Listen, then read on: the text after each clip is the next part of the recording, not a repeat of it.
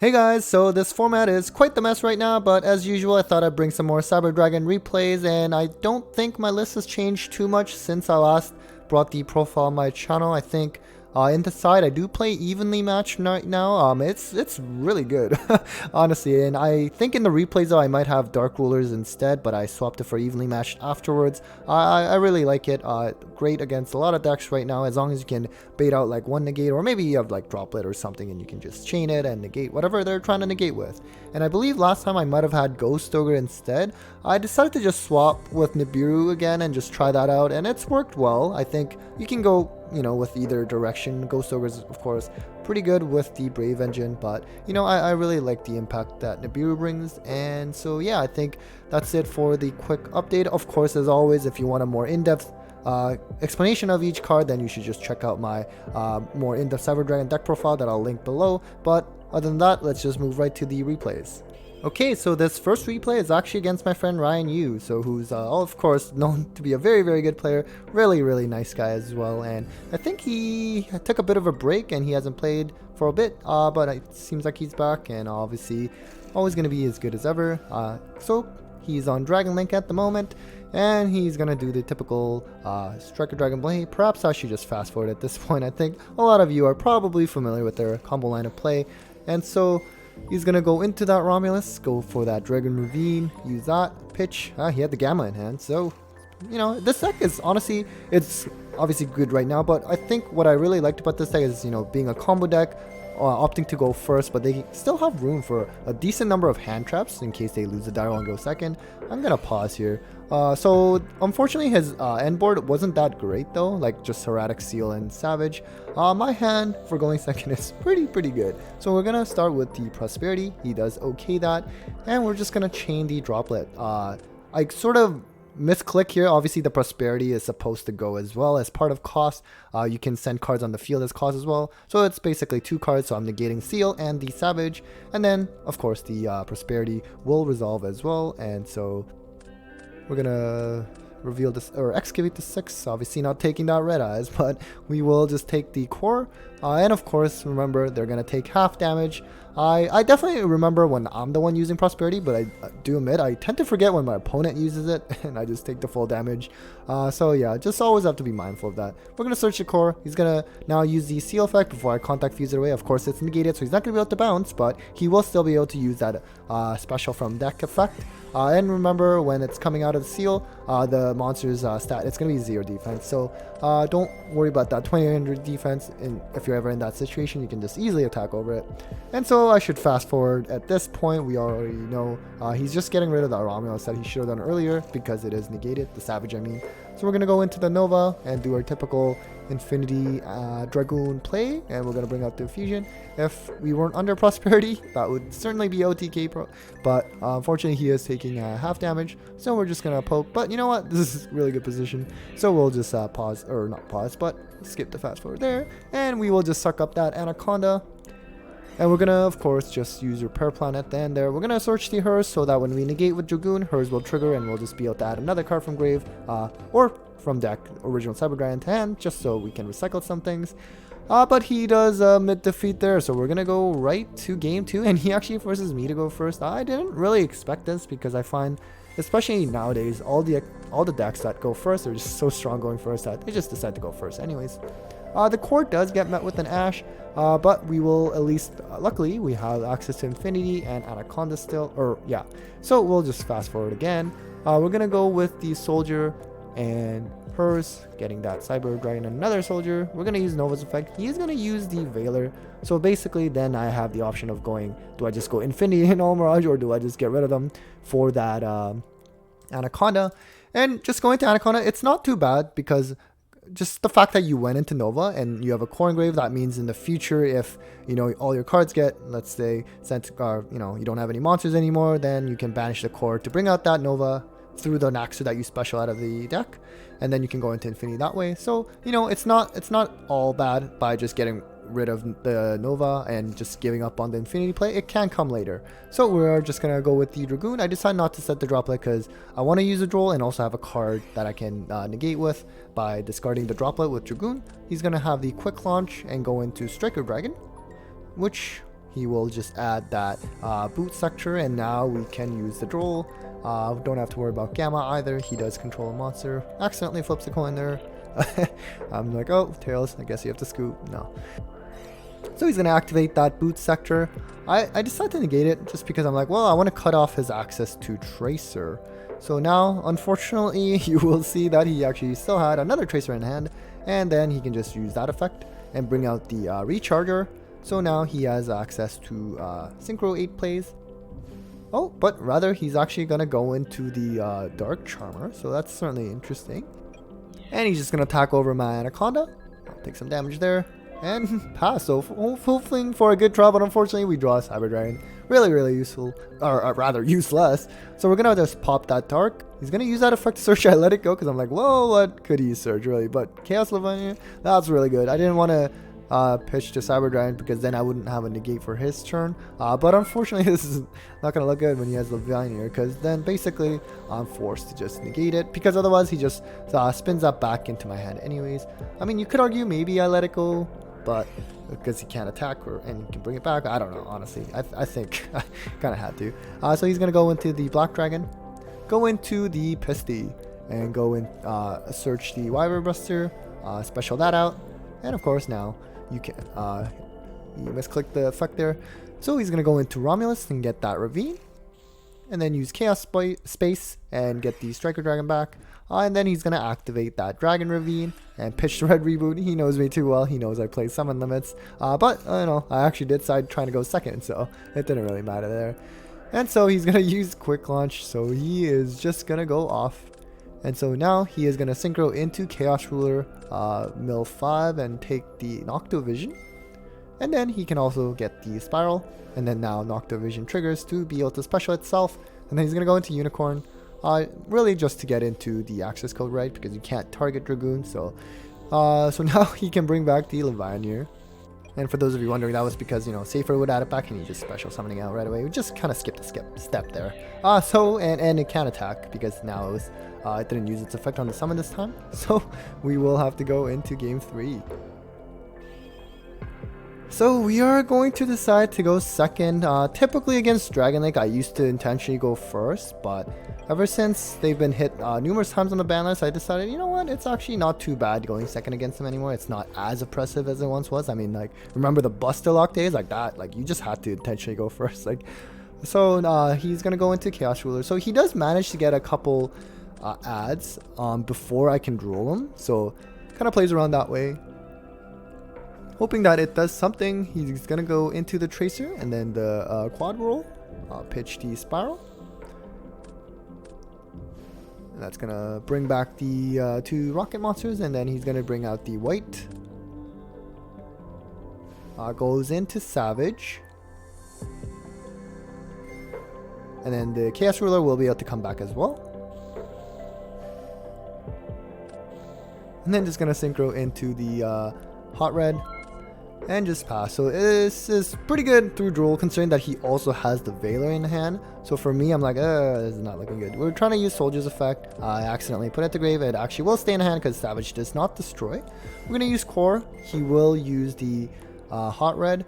Now this sucks. If he did not have Veiler, then this would be game, because even though you can only summon Core with Machine Dew because it's negated, it's not considered Cyber Dragon, you'd be able to like bring out Anaconda, bring out Dragoon, pop both, and then attack for game. But unfortunately, because I know he has Veiler, I just go into Seeker, pretty much admitting defeat at this point. Like, really, it's like, what's this gonna do, right? Like, you get over 1, but, and really, he could even use Veiler before I go into battle phase, but it's just not worth it. Like, I'm not really doing much. So unfortunately, you know, I do at least go over the Hot Red with Seeger, but it's really not going to do too much.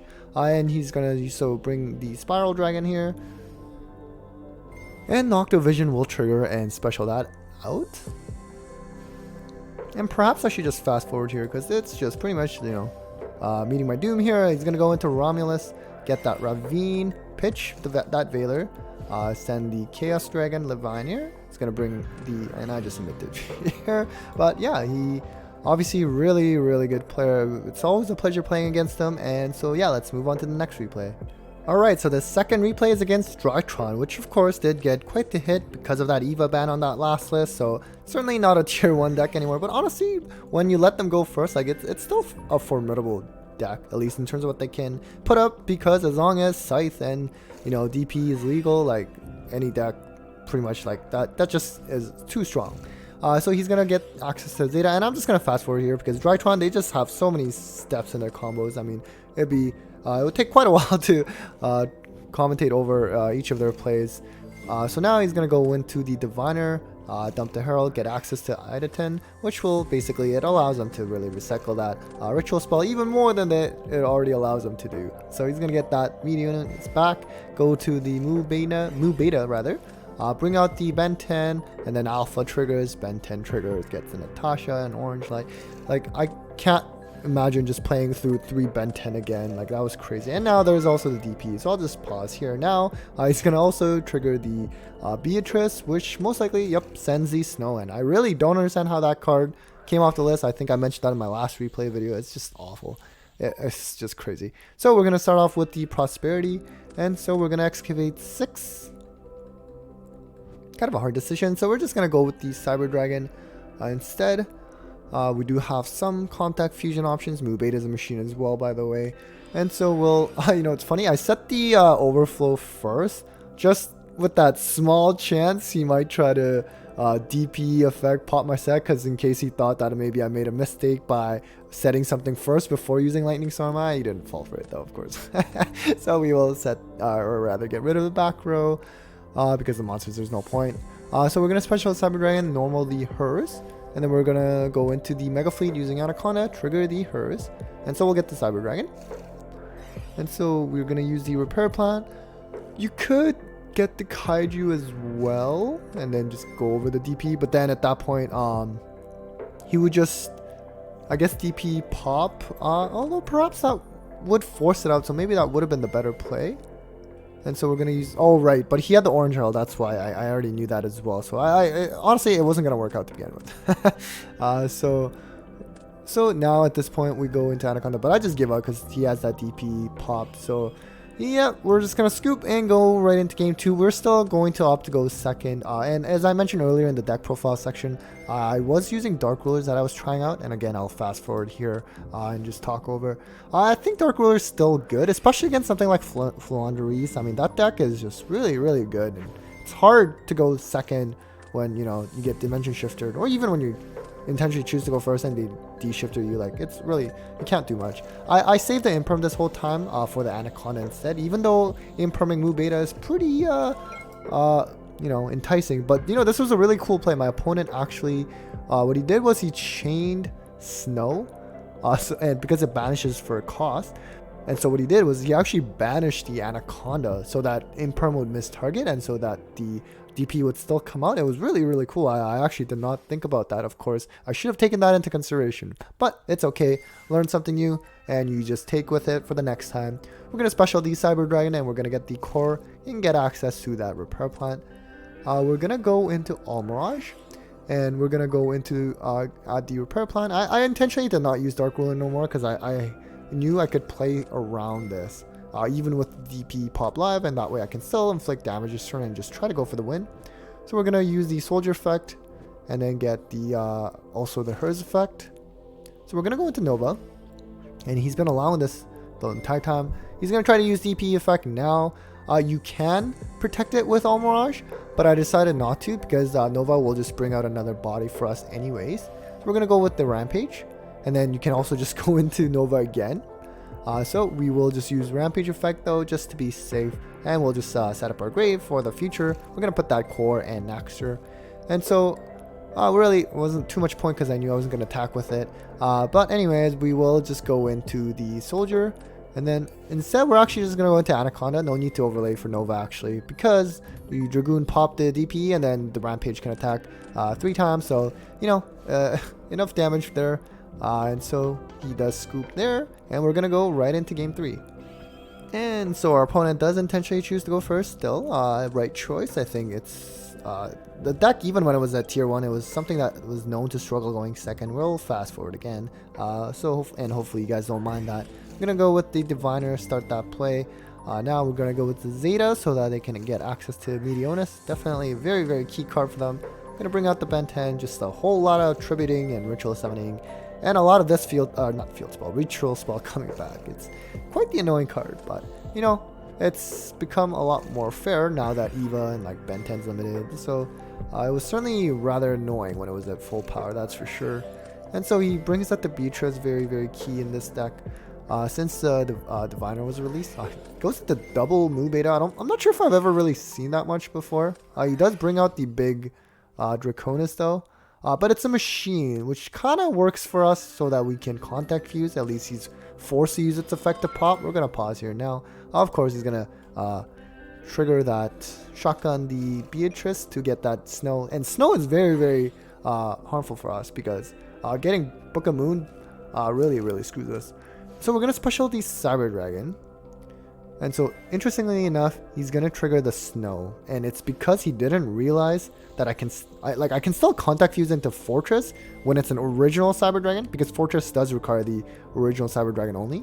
So we're going to go into Fortress actually with the Meteonis, and he wasn't sure, so he had to call a judge there. And so now we're going to normal the core at the repair plant.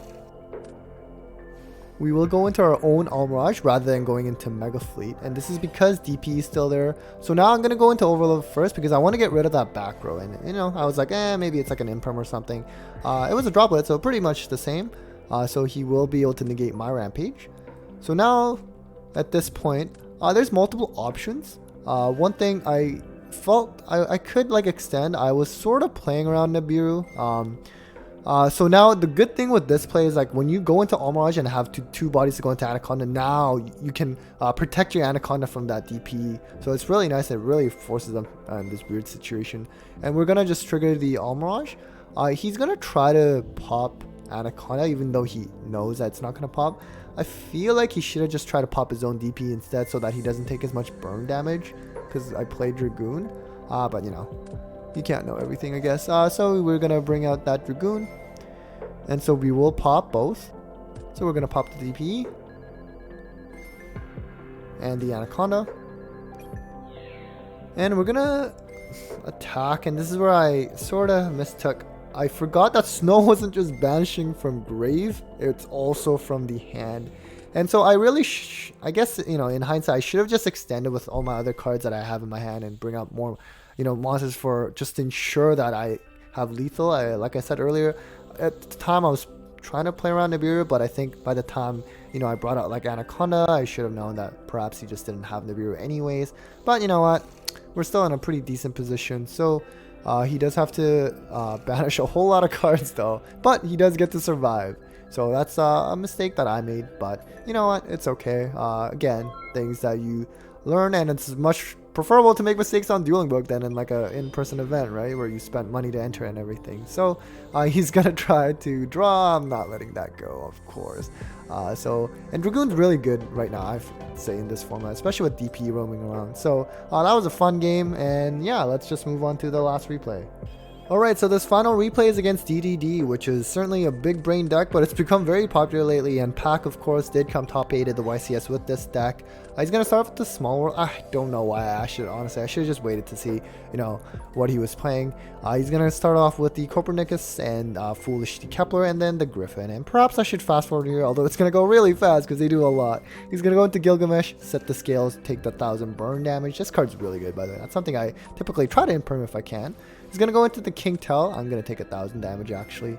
And then he's going to use the Orthoros effect to pop the both. Foolish to Typhon. The Slime will also allow it to fusion summon. And then the Ragnarok and Scale will also bring out another monster.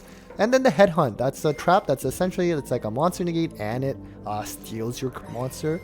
So that's something to watch out for, but you know what? It's okay. So he's going to go into, I'll just call it Caesar Salad. Basically, it's... negates kind of any effect that's going to try to special summon. And then this big guy, this one also is like, it steals your monster when you activate a monster effect, so something to watch out for. And so he's going to use the Kepler again, and again I will fast forward a little bit, and this field spell is super confusing. We'll get to that. So basically, essentially, you know, he has an Xyz, and Link and a fusion, so I can only summon that once essentially, and then I would take burn damage. So for a deck like Cyber Dragons, where we also coincidentally only have Xyz, fusion, and Link, you do have to sequence your plays ever so slightly different in certain instances. So fortunately, we have the droplet, and it's just crazy good. So we're gonna special out the Cyber Dragon, and then we're gonna normal the core. Again, we're not contact fusing because that means we cannot summon another fusion monster, and we have to save that fusion summon for the Dragoon. Core gets negated. That's actually okay. And so we're going to go into Anaconda, that field spell. We're going to take that 1000 damage. Can't summon any Link monsters now, but now we're going to use Anaconda. And then we're going to try to summon Dragoon. He's going to use the Caesar Salad to try to negate that, but fortunately, and unfortunately for him, we do have the droplet, and this actually is a double whammy because it also plays around his headhunt, because it's going to now not be able to take it and negate it. So we're just going to negate the Caesar Salad and the big Xyz guy, and then we will be able to bring out Dragoon. And honestly, when you have Dragoon plus droplet, like, it's typically game, and especially against this deck where they have such high attack monsters, it's crazy. And I just have to attack over any one of them, and remember, he is cut in half attack right now because of droplet. So we are gonna go right into game 2. Certainly satisfying when you do a lot of burn damage. So we are pretty much gonna have a deja vu moment here for game 2, I think, and I will fast forward you again. Apologies because it's gonna go fast again, but it kind of ends up being similar. So Copernicus, summon the Griffin, Gilgamesh, set the scales, really similar there. Pen summon, go into King Tell. He actually forgot to take the 1000 earlier for the Gilgamesh effect. He does fix that later though. It's gonna Foolish the Necro, fusion summon, the Dark Contract to fusion summon again, and then the Genghis will allow another body, gets that Caesar Salad so that you can get that special summon negation, and then gets the Dark Contract with the Gate so he can add the Savin Thomas. And then this is where he takes that 1000 damage. He's gonna take the Orthros back to the hand with the Savin.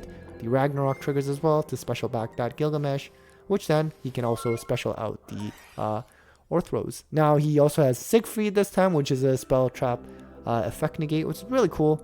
So we're gonna start with the emergency. We do have the droplet, so we're not too worried, but we are just trying to bait out that negate anyways. And so now we do the Red Eyes fusion. He is gonna negate. Unfortunately, we're just gonna negate all 3 there, and we will be able to bring out Dragoon, and it's gonna be similar story, although I do somehow end up somehow making a misplay at this point. So we are going to bring out the Dragoon and the Hearst triggers as a separate chain to get that Cyber Dragon. We're gonna pop the big Xyz, and I don't know why, I just didn't want to bother reading, so I just popped a Synchro guy instead, but turns out it actually has an effect when it gets destroyed, and the worst part was that it would gain life points, like literally the worst effect I need him to have, so I had to negate that. So definitely don't do that, kids. Read your cards. And so yeah, fortunately for me, I was lucky that I was still able to pull out without reading, and so that's it for the replays. Alright guys, so that was it for another round of Cyber Dragon replays. Hope you found that entertaining and useful. I'm going to look at doing a rogue tier list by the data video next, and hopefully Cyber Dragons will end up making it on there. Take care guys.